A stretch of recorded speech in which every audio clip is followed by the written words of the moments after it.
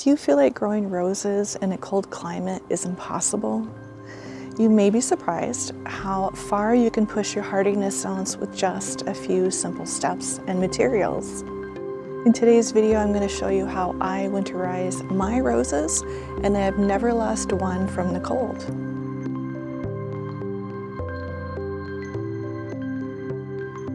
Hi, I'm Anne, and welcome to my garden.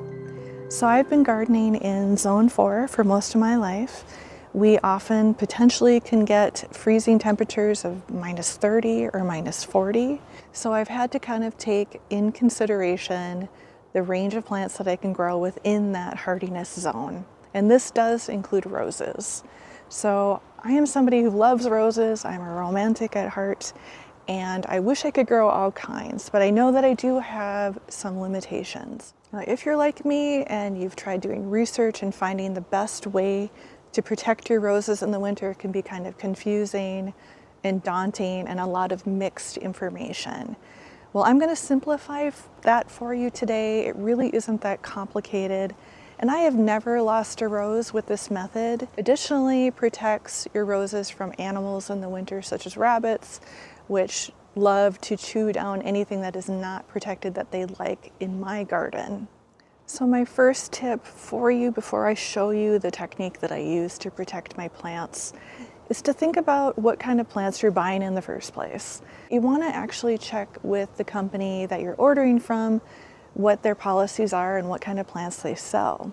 First of all, you really want to make sure that they are explicit about selling virus-free roses, and also that they offer roses that are grown on their own roots.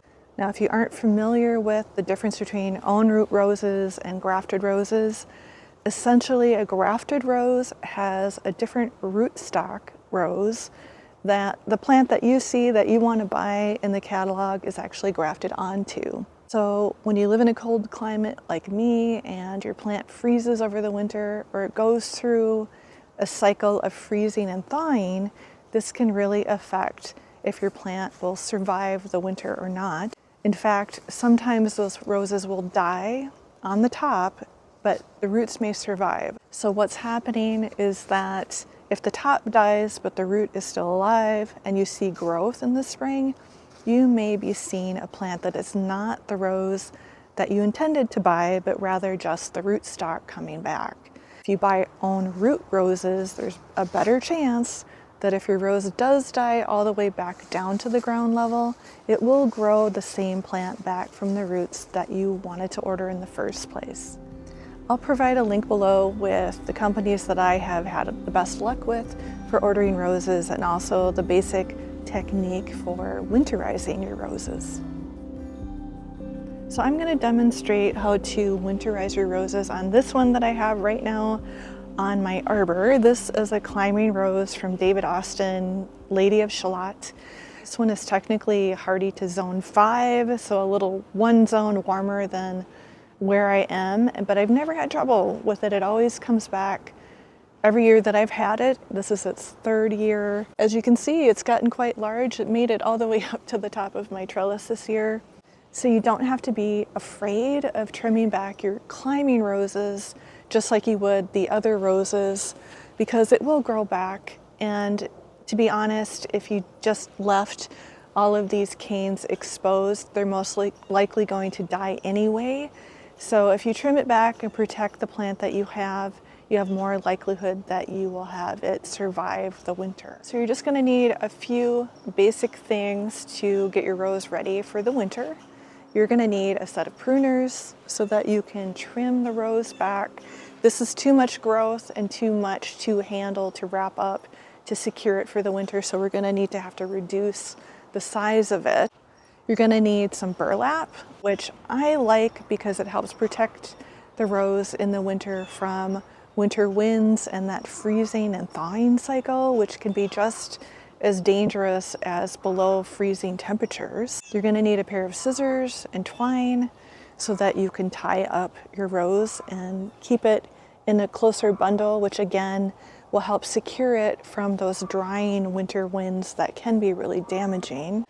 I use mulch and fall leaves to insulate the rose within a ring of chicken wire. Some people use other materials such as styrofoam cones or other pieces of styrofoam or plastic. I like to stay away from those materials because I'm trying to aim for a more organic, sustainable system. The mulch I can reuse again in the spring that I use in the winter to insulate the rows.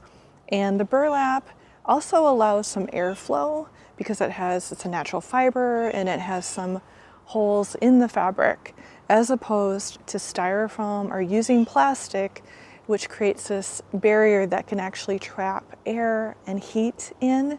If you happen to have a winter where you have a sudden warm up, like we do more often than not, that heat can become trapped within the plastic around your plant and damage your plant as well, or cause mold or other issues.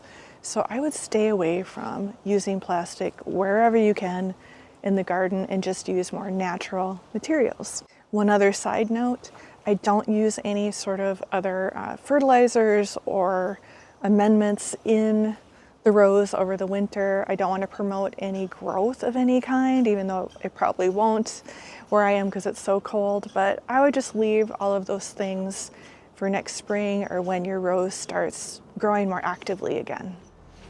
All right, I'm gonna go ahead and get this plant ready for the winter, but before I go, please like and subscribe. So because I had this rose on a trellis, I used twine to tie it as it grew up, so I'm gonna have to free it from the trellis. Once I've done that, I can start pruning the rose. I'm gonna just take the minimum off the top first and see where I'm at, and then probably bring it down to about 2 feet or so. I could go lower, but I want to try to keep a little bit more length on to see if that will survive the winter and then the new growth can start from there. Sometimes it doesn't always work, but because I am growing these on their own roots, if it does die off the top, it's okay because I'm pretty sure that they will come back the next spring. One little tip too with roses, sometimes I do have issues with black spot, which seems to be the most prevalent problem with especially Austin roses in my climate. And if I do see that I have stems or foliage that have that on there, I won't put it in my regular compost. I'll set it aside and then I can either compost it separately or burn it or dispose of it in a different way, because I just don't want to add that back in case there is a disease problem. It doesn't really matter how I'm pruning the rose because it's gonna have to be reshaped again next year. So we're just basically taking off all of the old growth and we're gonna start all over again in the new season. I always felt frustrated about too, being a person who loves to grow roses in cold climates. I always wanted to have those beautiful images of roses climbing on my arbor that would come back every year, like the secret garden. But the reality is I can't quite do it that way, but I can get a good amount of growth just by doing this and have a lot of flowers from all of the new growth in the next year. Right now I've got my rose down to a manageable size, so I can take my twine and cut pieces of that to tie the plant up to keep it closer together in a tighter bundle. So I'm going to risk getting lots of thorns in my hands, which I'm used to anyway, and wrap this up. I'm going to do a few pieces of twine. You don't have to worry about hurting the plants, it'll be fine.